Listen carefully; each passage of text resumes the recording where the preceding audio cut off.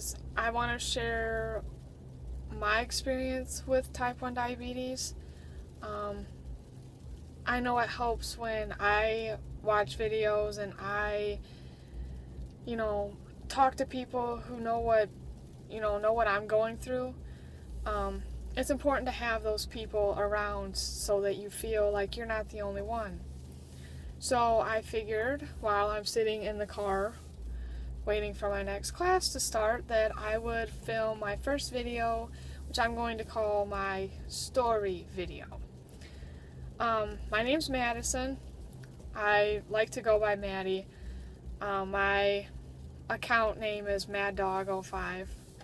I'm 18 years old, and I was diagnosed on April 17th of 2002, so I was 8 when I was diagnosed. Most people, they know or they have people in their family that are diabetic, so they know the symptoms, they know what to look out for, they know the signs. Well, I wasn't that fortunate. It was my Easter break of my 3rd grade year, and I was having flu-like symptoms. So I stayed, I was off of school, so I was just in bed sick. Well, one day my dad came in to tell me goodbye because he was leaving for work, and I was laying in my bed. My mom went and jumped in the shower and came, got out, went and got dressed, came and checked on me, and my eyes had rolled back in my head and my cheeks were sunken in, and I could hear what she was saying, but I couldn't respond and I couldn't move. I was just laying there. So she threw the towel off her head and she carried me to the car. I was puking like crazy, so it was just not good. So she drove me to the first hospital, and the only thing I remember is them trying to get me to stand up on a scale. The rest I pretty much know from my mom telling me. They called an ambulance because they didn't know what to do.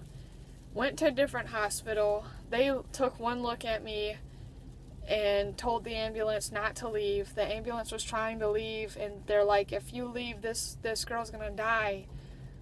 She's gonna die right here. She's not gonna make it. So luckily the ambulance stayed, and they took me to Children's. So that's 2 ambulance rides, 3 different hospitals. I go into Children's, they look at me, and they immediately check my blood sugar. A normal range is between 80 and like 150 for people who aren't diabetic. Well, mine was 998, and by this time I was in a coma.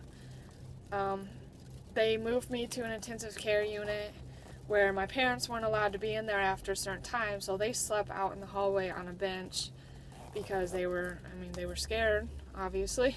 No, we didn't know what was going on. Well, the doctors told my mom that I was type 1 diabetic, asked, family history, whatever. Long story short, I was in a coma for 4 days, and I woke up and was moved to my own room. And then that started the training process to learn how to live as a type 1 diabetic. I went through 2 weeks of training, nutrition training, all kinds of, how to do correction, how to eat properly, all different training.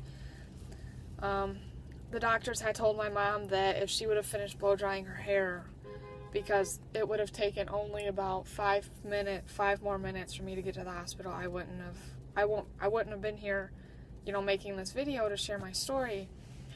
And I guess that's what really inspired me to start blogging, is because I want people to know that, having diabetes isn't something that you should hide from or, keep to yourself.